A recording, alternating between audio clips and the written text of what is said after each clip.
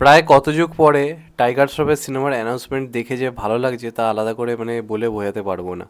দেখো, টাইগার শ্রফ একটা খুব খারাপ সিচুয়েশান যাচ্ছে, এটা তো মানতেই হবে।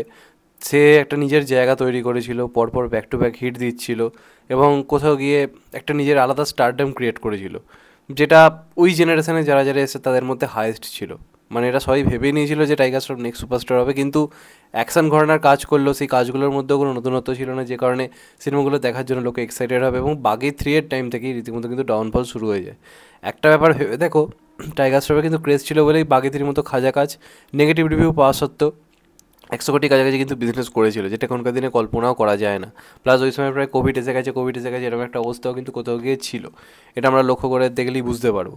তা সত্ত্বেও যে কালেকশনটা সেই সময় দাঁড়িয়ে করেছিল কিন্তু যথেষ্ট ভালো। তারপর গণপতের মতো কেউ যদি সিনেমা করে, হিরোপন্থী 2 এর মতো সিনেমা করে, বাব্বারে মেয়ে ছোটো মেয়ের মতো সিনেমা করে, সে কী করে নিজের জায়গাটা ধরে রাখবে? এটা তো মানতেই হবে যে টাইগার শ্রফ জাস্ট হারিয়ে যাওয়ার মতো একটা অবস্থা হয়েছে এবং এটা ওর সামনে একটা লাস্ট অগ্নি পরীক্ষা, যেটার নাম হচ্ছে বাগিপুর। এবার বাগিপুরের প্রথম যখন অ্যানাউন্সমেন্ট পোস্টারটা আসে, টাইগার শ্রফকে আমরা দেখতে পাই ওরকমভাবে বাথরুমে বসে রয়েছে, একটা সবাইকে মেরে দিয়ে খুন করে দিয়ে চারপাশে রক্তপক্ত ছুটিয়ে দিয়ে বসে আছে। পোস্টারটা কিন্তু ইন্টারেস্টিং ছিল, দারুণ লাগছিল, অনেকে ট্রোল করলো, আমি বলেছিলাম আমার ভালো লাগছে। এবং বাগিপুর দেখে মনে হচ্ছে তারা একটা ইন্টারেস্টিং কিছু ট্রাই অন্ততপক্ষে করছে, পরিচালক পাল্টে দিয়ে। এবং নাদিয়াদওয়ালা গ্র্যান্ডসন একটা ভালো কামব্যাকের চেষ্টা করছে, সিকান্দার আসছে সালমান খানের সাথে, হাউসফুল 5 আসছে, প্লাস এই কাজটা কিন্তু একেবারে কিন্তু উড়িয়ে দেওয়ার মতো লাগছে না। এবং আজকে সঞ্জয় দত্ত এই সিনেমায় ভিলেন ক্যারেক্টার প্লে করতে চলেছে, তার আজকে ফার্স্ট লুক এসেছে। প্রথম কথা, আমরা তো জানতাম না কে ভিলেন হবে।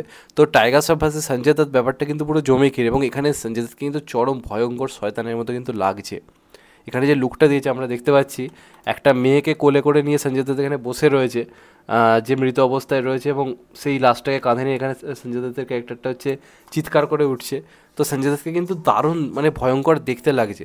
এবং আমরা এটাই জানি, সঞ্জয় দত্ত যখনই ভিলেন ক্যারেক্টার প্লে করে, যদি ঠিকঠাক স্ক্রিপ্ট দেওয়া হয়, সঞ্জয় দত্তের ধারে কাছে কেউ থাকে না। সেটা অগ্নিপথ হোক বা সেটা KGF চ্যাপ্টার 2 হোক, আমরা দেখেছি সঞ্জয় দত্তকে সঠিক ভিলেনের পার্ট দেওয়া হয়, যে ভিলেনের পার্টটা ভয়ঙ্কর ব্রুটাল, ফাটিয়ে রেখে দেবে, যদি এই টাবড়িপোনা যদি না রাখে। রিসেন্টলি টাইগার শ্রফের সিনেমাগুলোতে প্রবলেম কী হচ্ছে, ভিলেনগুলো একদম উইক, তাদেরকে জোকার বানিয়ে দেওয়া হচ্ছে। আপনারা হিরোপন্থী 2 দেখুন, নওয়াজুদ্দিনের তো কেরিয়ারই চলে গেল এই সিনেমাটা করার পরে, ওকে আর কেউ পৌঁছেও না, এরকম একটা অবস্থা হয়ে গেছে। এত ছাবড়ি ক্যারেক্টার লিখেছিল লোকে। তারপর তোমরা গণপত দেখে নাও, সেখানেও যা তা হচ্ছিল। তোর সিনেমায় ভিলেন কিন্তু বরাবরই খুব স্ট্রং হয় না, তাদেরকে যা তা ছাবড়ি বানিয়ে দেয়। টাইগার শ্রফও যা তা ছাবড়িগিরি করে। একমাত্র বাকি 1-এ তোমরা ভিলেন দেখো, সেখানে কিন্তু ভিলেন দারুণ ছিল। ওই যে সাউথের যে ছেলেটা অভিনয় করেছিল, নামটা আমার মনে নেই, কি একটা বাবু, সুধীর বাবু সম্ভবত নামও, কিন্তু দারুণ কাজ করেছিল। এবং ওই হিরো ভিলেন টাসেলটা কিন্তু দারুণ লেগেছিল। তো সেখানে এবার টাইগার শ্রফ ভার্সেস সঞ্জয় দত্ত, যেখানে আমরা টাইগার শ্রফকেও দেখছি এটা ভয়ঙ্কর ব্রুটালভাবে, আবার এই ক্যারেক্টারটার মধ্যে সেই একটা চরম ব্রুটাল ভায়োলেন্স একটা লুক দেওয়া হয়েছে। তো এটাই ঠিকঠাক রাখতে পারে, দারুণ কিন্তু ব্যাপারটা জমে যাবে। এবার যদি জোর করে পরিচালক যুগের সঙ্গে বদলাতে না পারে, যদি সিনেমার মধ্যে সেই ছাবড়িপোনা রাখে, বলিউডি ছাবড়িপোনা, তাহলে কিন্তু ভাই প্রবলেম রয়েছে। এই লুকটা দেখে যেমন একদিক দিয়ে ভালো লাগছে, আবার অপর দিক থেকে একটু ভয়ও লাগছে, কারণ এখানে একটা কথা লেখা, এভরি আশিক ইজ এ ভিলেন। যে কোনো আশিক হচ্ছে ভিলেন। তার মানে কি, চরিত্রটা কি আশিকই করবে এই মেয়েটার সাথে? সেটা হলে কিন্তু একটু ভয় লাগছে আমার, যে সঞ্জয় দত্ত আবার সেই রকম লম্বা চুল টুল রেখে যদি ছাবড়িপোনা করে সিনেমা জুড়ে নায়িকার সাথে, সেটা হলে কিন্তু ভয় লাগছে আমার। কিন্তু যদি ওইসব ছেড়ে এই ক্যারেক্টারটাকে যদি ইন্টারেস্টিংভাবে লেখা হয়, যদি একটা সিরিয়াসনেস থাকে, সঞ্জয় দত্ত ফাটিয়ে রেখে দেবে। কিন্তু যদি স্মার্ট শঙ্করের মতো যদি কিছু করে থাকে, যেটা আমরা দেখলাম, এই ডাবল স্মার্ট যেটা এসেছিলো, যা তা করাচ্ছে সঞ্জয় দত্তকে দিয়ে, ক্রিঞ্চ লেভেল আলট্রা প্রো ম্যাক্সকেও ছাপিয়ে গেছিলো, যদি সেরকম করে, তাহলে ভাই টাইগার শ্রফের কপালেও দুঃখ রয়েছে, সঞ্জয় দত্তের কপালেও দুঃখ রয়েছে। কিন্তু এই দুজনই সিরিয়াস ক্যারেক্টার কিন্তু ভালো প্লে করে, সেটা টাইগার শ্রফ হোক বা সঞ্জয় দত্ত। এই দুটোকেই সঠিকভাবে পরিচালক ইউজ করতে পারে, যদি ক্রিঞ্চ পোনা কম রাখে, যদি আজকের দিনের মতো করে, যেমন ভাই কিলটা ছিল, কিলে কোনো রকম আপনারা দেখেছেন ছাপড়ি পোনা রয়েছে, কিলে কিন্তু এইসব কিচ্ছু ছিল না। গল্পটা একটা নির্দিষ্ট গতিতে এগিয়েছে, হিরো ভিলেন টাসেলের ওপর গিয়েছে।